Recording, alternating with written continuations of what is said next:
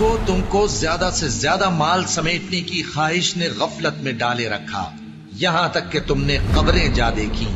دیکھو تمہیں عنقریب معلوم ہو جائے گا، پھر دیکھو تمہیں عنقریب معلوم ہو جائے گا۔ دیکھو اگر تم جانتے یعنی یقینی علم رکھتے تو غفلت میں نہ پڑتے۔ تم ضرور دوزخ کو دیکھو گے، پھر تم اس کو یقین کی آنکھ سے دیکھ لو گے، پھر اس روز تم سے شکر نعمت کے بارے میں ضرور پرسش ہوگی۔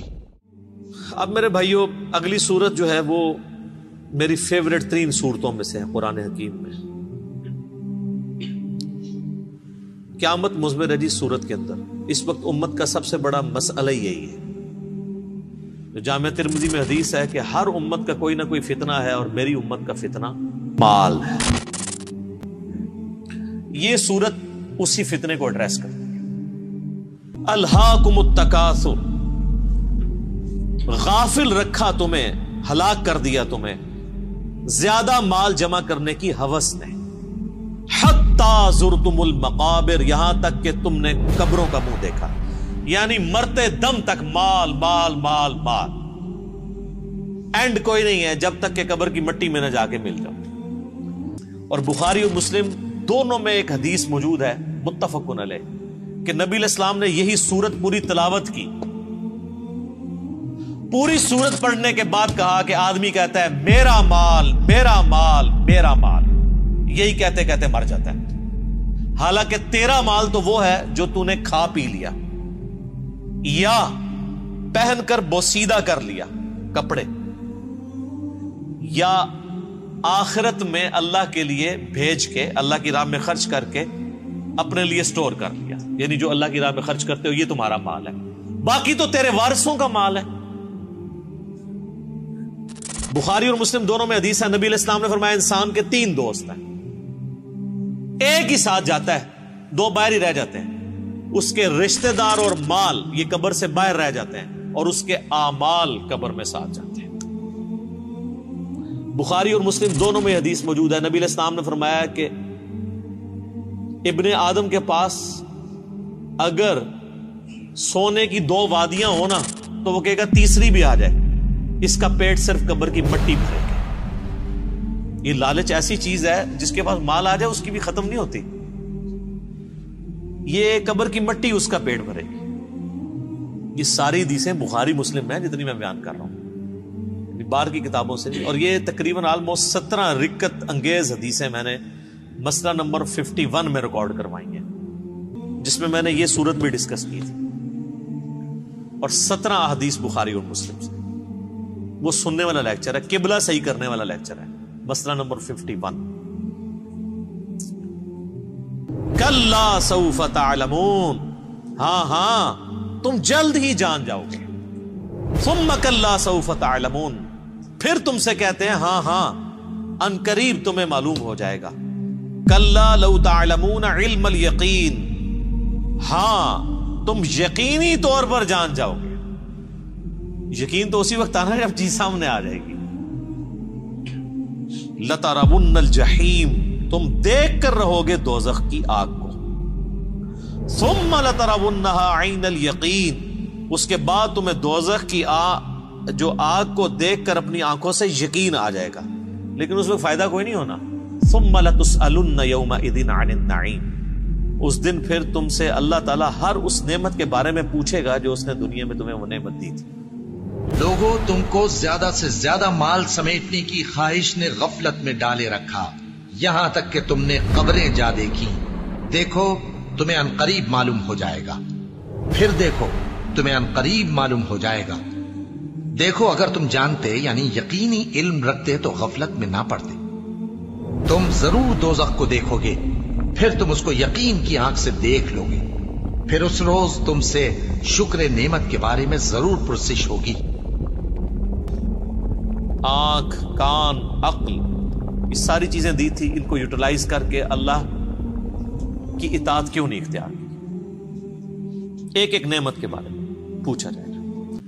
تو نبی صلی اللہ علیہ وآلہ وسلم کو یہ بات پتا تھی کہ میرے بعد فتنہ کیا بننے والا ہے امت کے، تو آپ کا زہد پریکٹیکلی آپ نے پروف کیا۔ بخاری اور مسلم دونوں میں حدیث ہے، نبی علیہ السلام دعا کیا کرتے تھے، اے اللہ محمد اور آل محمد کو صلی اللہ علیہ وآلہ وسلم بس اتنا ہی رزق دینا کہ ان کی روح اور جسم کا رشتہ برقرار رہے، یعنی بس سانس چلتی رہے، اس سے زیادہ مجھے رزق نہیں چاہیے۔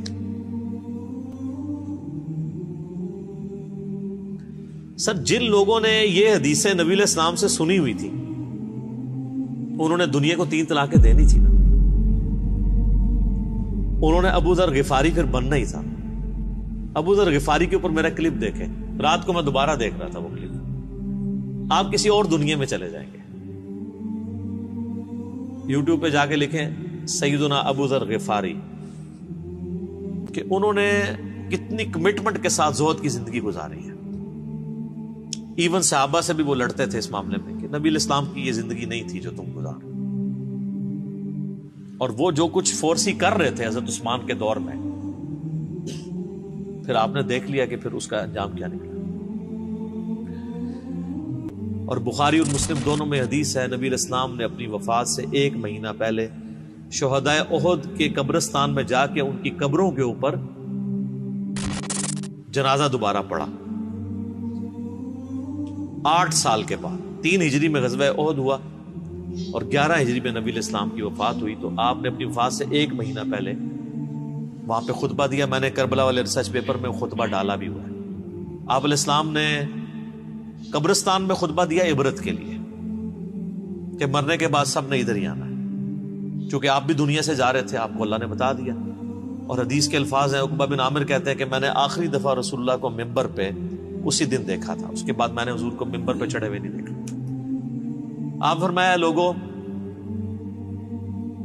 اللہ تعالیٰ نے مجھے اپنا حوض کوثر یہیں پہ دکھا دیا ہے، اس وقت میرا ممبر میرے حوض کوثر پہ لگا ہے، میں تمہارا پیش رو ہوں، یعنی میں آگے جانے والا ہوں، تم میرے بعد میرے پیچھے آؤ گے۔ ظاہر ہے نبی علیہ السلام نے ایک دعوت کھڑی کی تھی، اتنی محنت سے اپنی ایک ٹیم تیار کی تھی، اب دنیا تو ظاہر ہر بندے نے چھوڑ کے جانا ہے، تو آپ کو یہ ٹینشن بھی تھی کہ میں جو پیچھے لوگ چھوڑ کے جا رہا ہوں ان کو آخری درجے تک وصیت کر جاؤں کہ میرے بعد تمہیں خطرہ کن کن چیزوں سے۔ آپ نے فرمایا مجھے اپنے بعد تم سے یہ ڈر نہیں کہ تم دوبارہ سے بت پرستی میں مبتلا ہو جاؤ، شرک کرنے لگ پڑو، یہ تو مجھے کانفیڈنس ہے کہ تم، یعنی اپنے صحابہ کے بارے میں آپ کو ایک گارنٹی تھی، تربیت یافتہ جو لوگ تھے، کہ یہ شرک میں مبتلا نہیں ہوں گے، البتہ مجھے یہ ڈر ہے کہ تم میرے بعد دنیا کے مال میں پھنس جاؤ گے اور دنیا کے خزانے تمہارے لیے کھول دیے جائیں گے۔ نبی علیہ السلام نے تو اپنی وفات تک فقر ہی دیکھا تھا۔ بخاری اور مسلم دونوں میں حدیث ہے، اما عائشہ کہتی ہیں کہ نبی علیہ السلام کی وفات تک ہماری یہ حالت تھی، بعض اوقات 1 مہینہ، بعض اوقات 2، بعض اوقات 3 مہینے تک ہمارے گھر میں چولہا نہیں جلتا تھا، کوئی پکانے کے لیے چیز نہیں ہوتی تھی، 2 کالی چیزوں پہ گزارا ہوتا تھا، ایک کھجور اور دوسرا پانی، اور کھجوریں بھی کو ٹنوں ٹن نہیں، 2 کھجوریں اور ایک میٹھا پانی کا پیالہ صبح کے وقت، اور 2 کھجوریں اور 1 پانی کا پیالہ میٹھا شام کے وقت، کیونکہ میٹھا پانی وہاں پہ ایشو تھا ریگستان میں۔ آج بھی آپ ذرا ریگستانی علاقوں میں چلے جائیں تو کتنے کلومیٹرز پیدل سفر کر کے، وہاں کی تو زندگی میں ایشو ہی یہی ہے کہ پانی بھر کے لانا ہے 8 کلومیٹر سے، اور آپ نے آٹا جو ہے چکی میں پیس کے بس روٹی پکانی، یہ ٹوٹل لوگوں کی زندگی ہے۔ یہ جو آپ یاشی ہیں جو نیٹ پہ یوٹیوب پہ بیٹھے رہتے ہیں اور فیس بک پہ، یہ تو وہاں کے مسئلے ہی نہیں ہیں، وہاں کے تو مسئلے ہی کچھ اور ہیں۔ تو اس زمانے میں نبی علیہ السلام کے مبارک زمانے، اما عائشہ کہتی ہیں کہ یعنی آپ علیہ السلام اور آپ کے گھر والوں کا گزارا کالی چیزوں پہ ہوتا تھا۔ اب ظاہر نبی علیہ السلام کو ٹینشن تو تھی کہ میرے بعد جب دنیا کے خزانے کھول دیے جائیں گے، تو مسلم شریف کے آگے الفاظ ہیں اس شہدائے احد والے قبرستان میں جو خطبے میں آپ نے فرمایا کہ مجھے خطرہ ہے کہ تم دنیا کے مال میں پھنس جاؤ گے، دنیا کی محبت میں ایک دوسرے کو قتل کرو گے، حتیٰ کہ تم بھی تباہ و برباد کر دیے جاؤ گے جس طرح تم سے اگلی امتیں برباد کر دی گئی۔ اور وہی ہوا ہے، آپ دیکھ 30 سال ہی سکون سے گزرے ہیں، وہ بھی بمشکل، اور اس کے بعد کیا ہوا ہے امت کے ساتھ؟